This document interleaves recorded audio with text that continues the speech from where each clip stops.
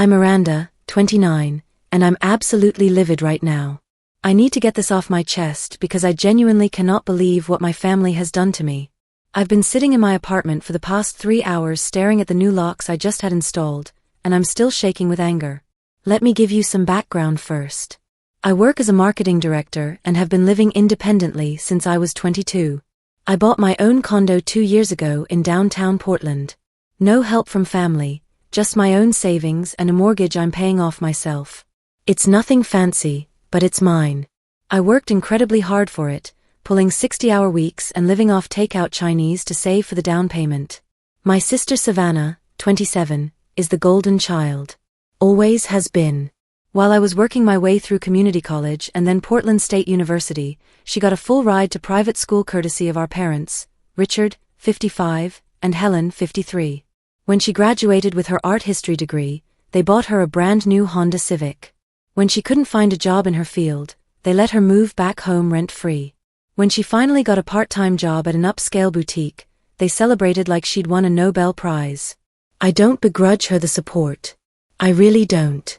What I resent is the constant comparison and the expectation that I should be as generous with her as they are. Miranda makes good money, they say. Miranda doesn't have kids to worry about, they say. Miranda should help family, they say. 3 weeks ago, Savannah's roommate situation fell through. She'd been living with her boyfriend Trevor, but they broke up after she found out he was cheating with his coworker. Instead of moving back with our parents, she decided she needed independence and started apartment hunting. The problem? Her part-time boutique job doesn't exactly cover Portland rent prices. My parents called me 2 weeks ago with their solution. Savannah would stay with me temporarily while she looked for a place. I said, absolutely not. My condo is my sanctuary. I work from home 3 days a week. I have my routine, my space organized exactly how I like it. And frankly, Savannah and I have very different lifestyles. She's messy, loud, and has no concept of boundaries. The last time she visited for a weekend, she ate all my meal prep, left mascara stains on my bathroom counter, and had friends over until 3 a.m. on a Sunday night. I thought I'd been clear, crystal clear. I said no repeatedly and offered to help her look for affordable places instead. I even offered to lend her money for a security deposit as a loan with a written agreement. But no, that wasn't good enough for my parents. They insisted family helps family and that I was being selfish with my extra space. For context, I have a 2-bedroom condo. The second bedroom is my home office where I literally work and have thousands of dollars of equipment set up. What happened next would change everything. Fast forward to yesterday. I came home from my yoga class around 7 p.m. to find Savannah in my living room, surrounded by boxes and suitcases. She was literally unpacking her things into my condo. My parents were there too, helping her move in, acting like this was completely normal. I cannot adequately describe the fury I felt in that moment. The violation, the complete and utter disrespect. When I demanded to know what was happening, my mother Helen just smiled and said, "We knew you'd come around once you saw how much Savannah needed this." My father, Richard, added, "Don't be dramatic, Miranda. It's just temporary." Savannah, meanwhile, was already talking about how she was going to brighten up my boring professional space, and how we could have sister bonding time. She'd already put her toiletries in my bathroom and hung her clothes in my office closet. I told them all to get out. Immediately. My mother tried to guilt-trip me, saying I was being cruel to my sister in her time of need. My father tried to be stern, telling me this was happening whether I liked it or not. Savannah started crying, saying I was being mean and that she had nowhere else to go. But here's the kicker, here's what sent me into a blind rage. My mother then said, "Well, it doesn't matter what you say. We had copies of your keys made for Savannah. She's family, and this is happening." They had copies made of my keys. Apparently, they'd taken my spare key during their last visit. I kept it in a kitchen drawer for emergencies and had completely trusted them. They gave Savannah her own set and kept a set for themselves.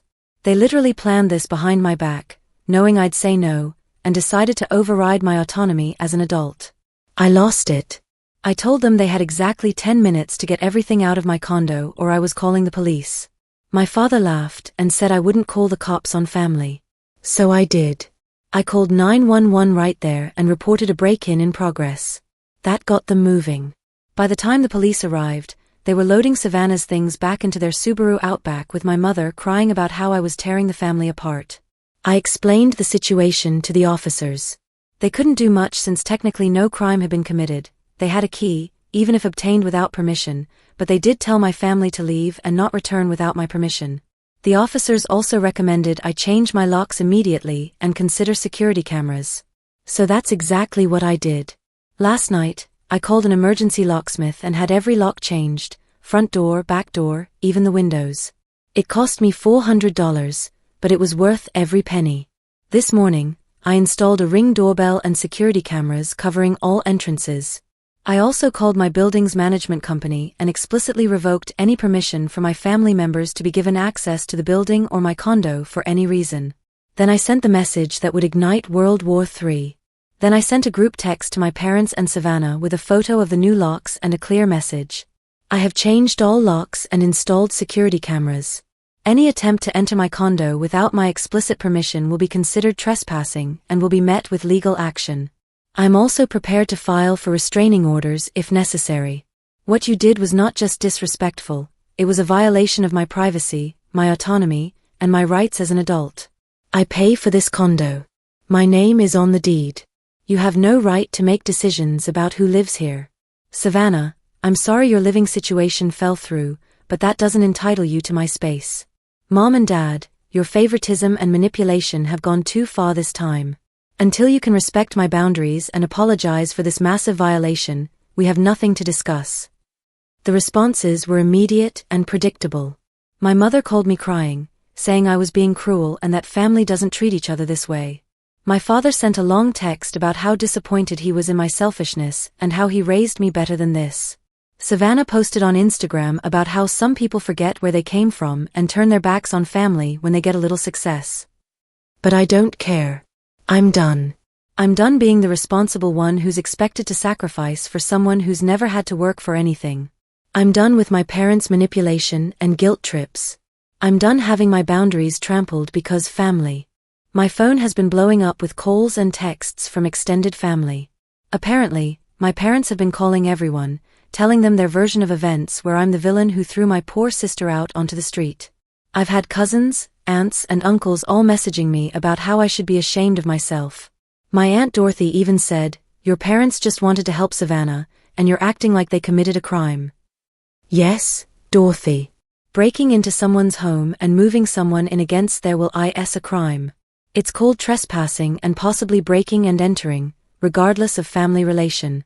I've had to silence my phone and set up an automatic response explaining that I'm taking a break from family drama and will respond when I'm ready. The only person who's been supportive is my cousin Tyler, who went through something similar with his parents trying to move his brother into his house without permission. He told me to stay strong and that I did the right thing.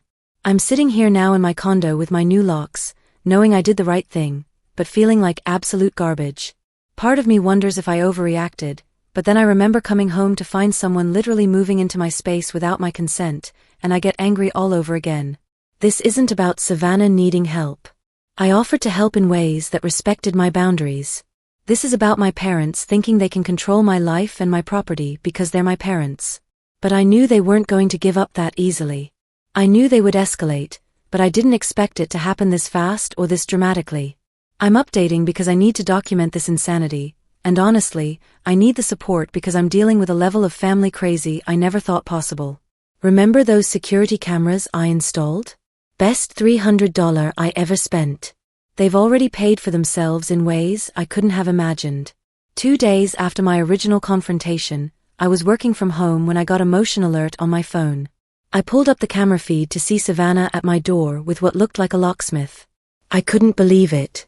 I immediately started recording on my phone as backup and called 911 to report an attempted break-in in progress.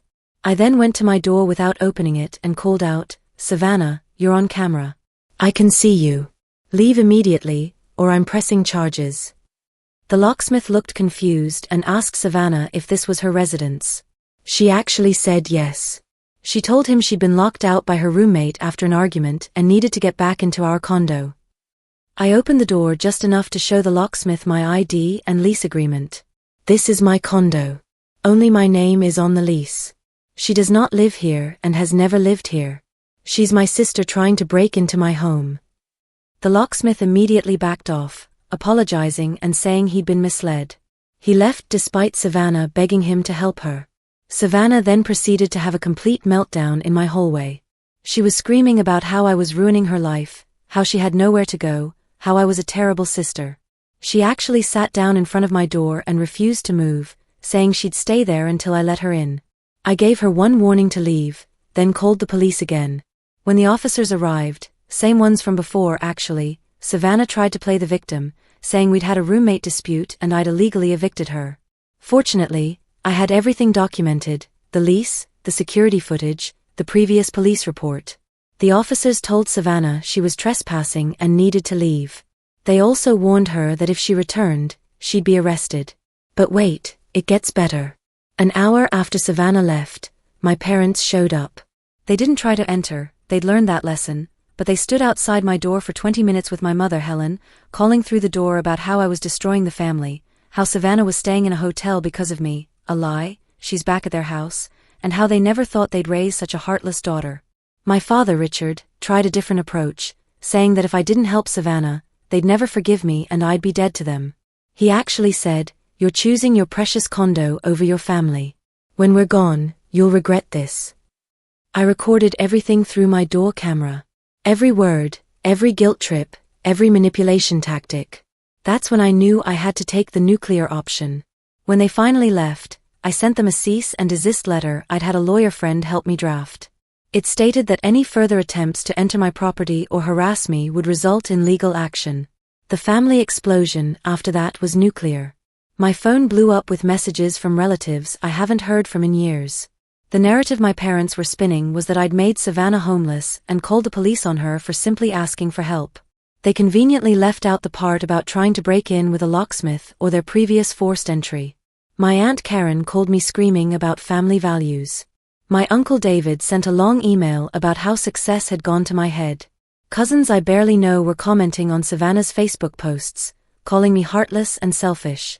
Savannah herself posted a photo of herself crying with the caption, "When your own sister treats you worse than a stranger would." But here's where things took an interesting turn. My cousin Tyler, the one who'd been supportive, commented on Savannah's post with screenshots of my security footage, Savannah with a locksmith, my parents harassing me at my door. He wrote, "Maybe tell the whole story, Savannah. Breaking into someone's home isn't asking for help." The comment section exploded. Some family members doubled down, saying I should have let her in regardless.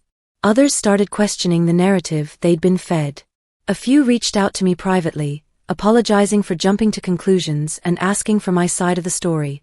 I've started a folder documenting everything, every text, every email, every social media post, all the security footage.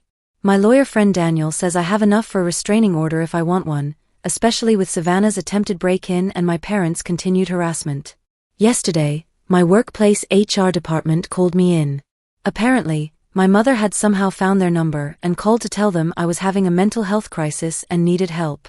She actually told them I was acting erratically and cutting off family for no reason, suggesting I might be a danger to myself or others. Fortunately, my boss knows me well and recognized this as harassment. But I had to explain the situation and provide documentation that I was fine and being stalked by my family. That was the last straw. I've officially filed for restraining orders against all three of them. I also sent a formal letter to my extended family with the security footage and a timeline of events, making it clear that anyone who continues to harass me on their behalf will be cut off as well. The flying monkeys have mostly retreated, though I'm still getting the occasional passive-aggressive message. Savannah has started a GoFundMe for her emergency housing situation, claiming she's been made homeless by family. It's raised $200, mostly from her friends who don't know the full story. My mental health has taken a hit. I'm not sleeping well, I jump every time I get a notification, and I've had to take a few days off work to deal with the legal stuff. But I don't regret standing my ground. The restraining order hearing was about to become a circus. The restraining order hearing was yesterday morning, and my family turned it into a complete circus. They all showed up, not just my parents and Savannah, but also my aunts Dorothy and Karen, my uncle David, and several cousins. They'd clearly coordinated their outfits to look like a grieving family, all in black like they were at a funeral. Savannah took the stand first and spun a tale of woe about how I'd promised she could stay with me, then changed my mind and threw her out, leaving her homeless and destitute. She actually cried on cue, claiming she was so desperate that she just wanted to talk to me through the window. When my lawyer presented the security footage of her with the locksmith, she claimed she was just trying to return a tool I'd lent her. The judge's face was priceless. My mother, Helen, testified that I'd been mentally unstable lately, cutting off family for no reason, and acting paranoid. She suggested I might be on drugs or having a psychological break. When my lawyer asked her about making copies of my keys without permission, she said it was just what families do, and that she was concerned about my safety. My father, Richard, tried to play the stern patriarch, saying this was a family matter that didn't belong in court and that I was bringing shame on our family name by airing private disputes. He actually told the judge that as my father, he had a right to access my home to check on my well-being. The judge had to explain that parental rights don't extend to breaking into adult children's homes. When it was my turn, I presented everything chronologically: the texts, the emails, the security footage, the police reports, the workplace harassment. My lawyer had organized it all into a clear timeline that showed a pattern of escalating harassment and attempted illegal entry. The judge asked Savannah directly if she had ever lived in my condo or had any legal claim to residency there. She tried to dodge the question but ultimately had to admit that no, she'd never actually lived there. The judge then asked my parents if they had made copies of my keys without my permission. They tried to justify it but had to admit that yes, they had. The judge granted all 3 restraining orders, 2 years for each of them. They cannot come within 500 feet of my home or workplace, cannot contact me directly or through third parties, and cannot post about me on social media. The judge specifically noted that the escalation from unauthorized key copying to attempted break-in showed a dangerous pattern that justified the protection orders. The courtroom erupted. My mother started wailing about how I was killing her, that she'd never see her daughter again. My father called me a disgrace to the family name. Savannah screamed that I'd ruined her life and she'd make me pay. The judge had to threaten them with contempt to get them to leave. As they were leaving, my Aunt Dorothy loudly said, "I hope you're happy. You've destroyed this family." My cousin Tyler, who'd come to support me, responded, "No, they destroyed it when they tried to break into her home. She just refused to be a victim." But the story wasn't over yet. 3 months later, I wasn't planning to update again, but something major happened that feels like the ultimate vindication of everything I've done to protect myself. After the restraining orders were granted, life got peaceful, beautifully, wonderfully peaceful. I could come home without anxiety. I could work without checking my security cameras every hour. I could exist without constant guilt trips and manipulation. About 6 weeks after the restraining orders, I got a call from the district attorney's office. "Remember when I caught Savannah trying to break in with tools?" They were pressing criminal charges, criminal trespassing and attempted burglary. The security footage was crystal clear, and with my testimony and the pattern of harassment, they felt they had a strong case. Savannah apparently thought the restraining orders meant the criminal charges would go away. She was wrong. When she was formally charged, she lost her job at the boutique. Turns out having pending burglary charges doesn't look great in retail. The trial was last week. I testified about the pattern of harassment, the unauthorized key copying, the multiple break-in attempts. The prosecution presented all the security footage, the police reports, the documentation of escalating behavior. Savannah's defense was basically that she was desperate and just wanted to talk to me. Her lawyer argued she was scared to be out at night. The jury deliberated for less than 2 hours. Guilty on all charges. What would you do in this situation? Let us know in the comments. If this story had you on the edge of your seat, smash that like button and subscribe for more jaw-dropping family drama, shocking betrayals, and the revenge stories you won't believe.